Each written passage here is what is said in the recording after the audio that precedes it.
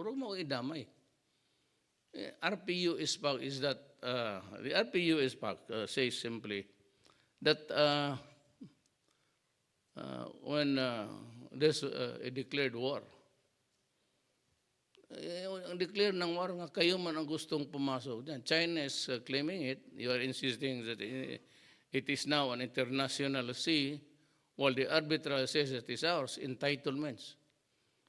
Ang ginagamit ng Amerikang yun is international seas yan. It's not even closer to what we are claiming na atin yan, which is validated by the award. So huwag mong ipasubo ang Pilipinas, hindi papayag. Patayin mo ang Pilipino, anong laban namin? You place us all in danger. That's a red line. You do that and I will be there when you start building even before you go build the first post. Kasi ang China ayaw na makikipag-away. And I made a commitment to President Xi Jinping. I made a solemn commitment that we will talk about this arbitral award during my term. When, I really do not know, but during my term. And we will talk hard. And somebody asking me, what would prompt you to do that? Well, that is part of our entitlement. Ano ba naman yung fees? They have allowed us to fees already. So everybody happy na. Then we start to dig for oil and other precious metals. Whatever, titanium. Then sabihin ko talaga sa kanya, and I have to tell them, Mr. President, we have to talk. You claim it is as yours. We claim it as ours. We have to talk about this because that is equally ours. It's a matter of whose claim it is stronger. But I think it's ours because that has passed the scrutiny of a judicial body, the International Court of Justice. So certainly I will have to confront them. But now, the investments are coming in, the tourists are coming in, and there's a lot on the pipeline, yung iba on deck na. And they have answered for all of the projects that Congress would never give to Tugade. Gusto mahiram ni Tugade, wala siyang pera. Sabi ng China, well then, we'll take care of that. So it's not even money. It's not a mercenary thing. Even with that, I would not allow my people to needlessly die. That would really, at the end of the day, I would be the worst president kung gamitin ko. Ganun talaga eh. Naghahanap siya ng gulo. Gusto niyang pumasok. They're planning an expedition. Go ahead. We will not participate. And I would like to assure the President of China, Xi Jinping, that I will stand by my word.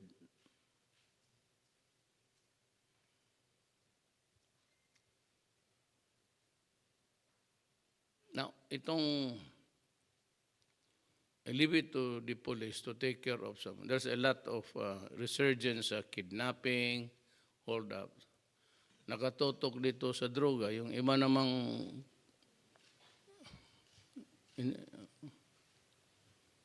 I think this Dumlao is insane.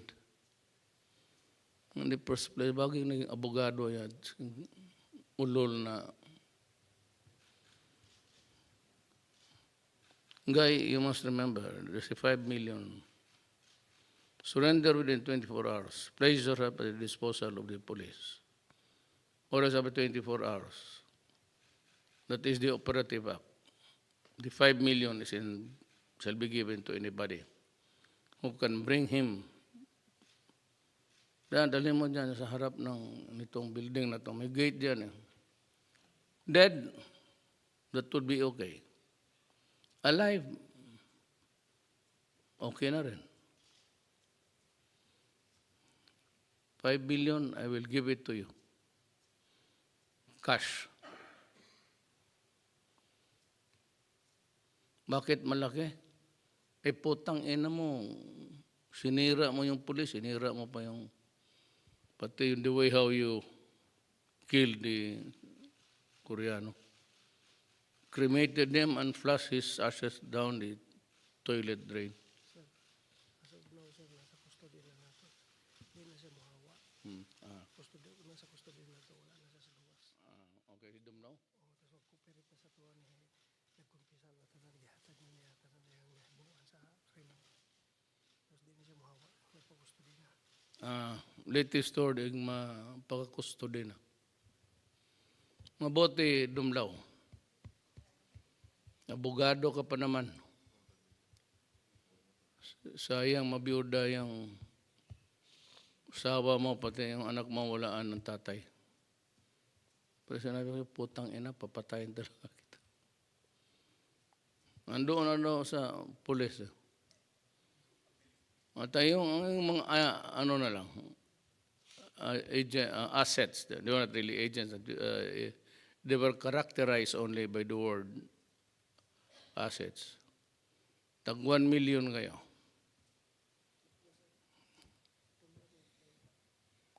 Assets nila. NBI. So I'm addressing myself to Dante Geran. Alam mo, I will let you in nung tinanong ko yan siya. Sabi ko, Dante, ito, these are exact words. Dante, sinong ma-recommend mo?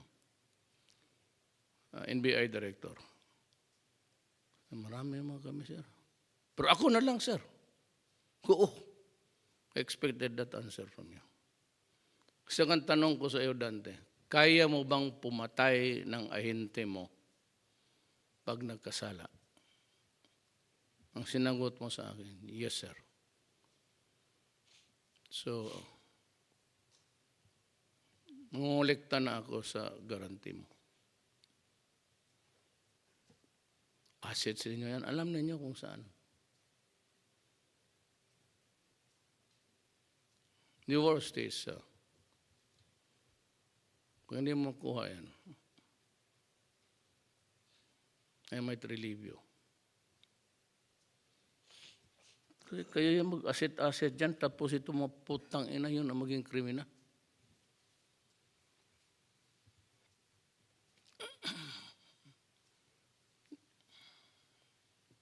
$1 million. Tatlong assets ninyo. If you don't get it, it's gonna be your neck. Ngabi ko sa iyo, isang tanong ko lang. Kaya mo bang patayin ng isang agent mo? Kasi yung ihintong putang inang NBI, puro racket rin dyan. Di bale, imbitahin ko kayo minsan punta tayo ng koridor. Mag-picnic tayo doon. Butasan ko yung bar dyan. Nung una yung mga telepono, pumapasok eh. Now, ganito ang problema. Once and for all, bakit nakakanegosyo pa hanggang ngayon? Despite the jammer, despite...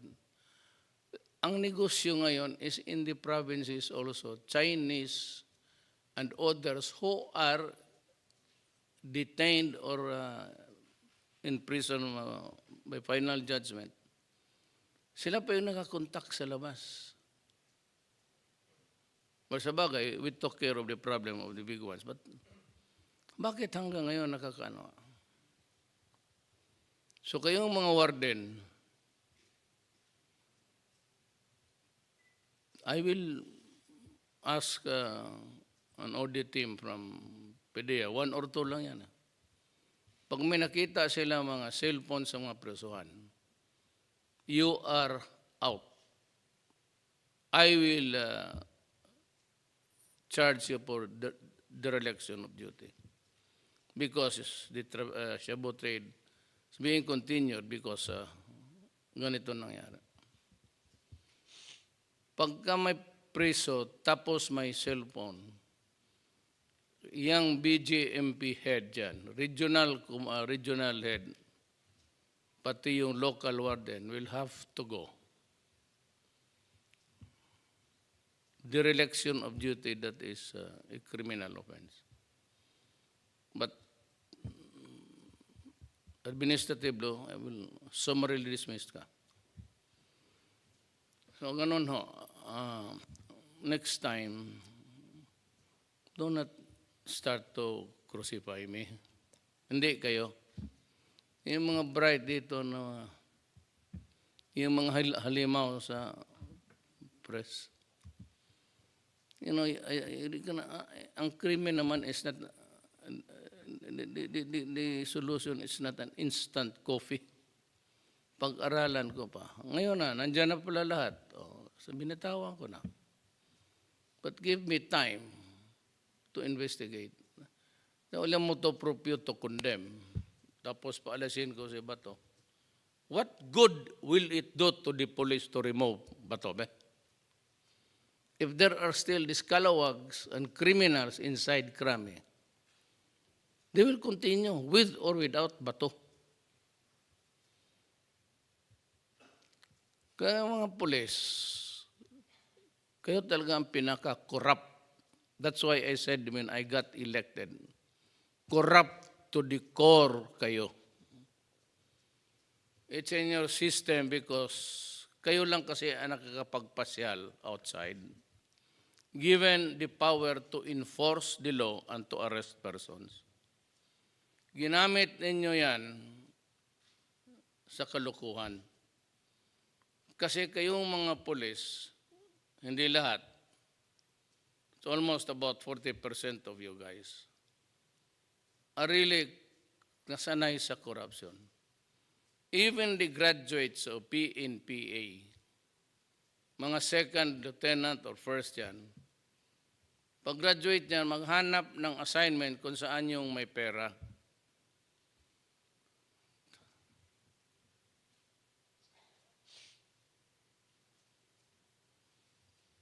Kung ganon, ang balita ko sa Basilan, pati sa Holo, maraming gold doon na binaonong panahon ng gera.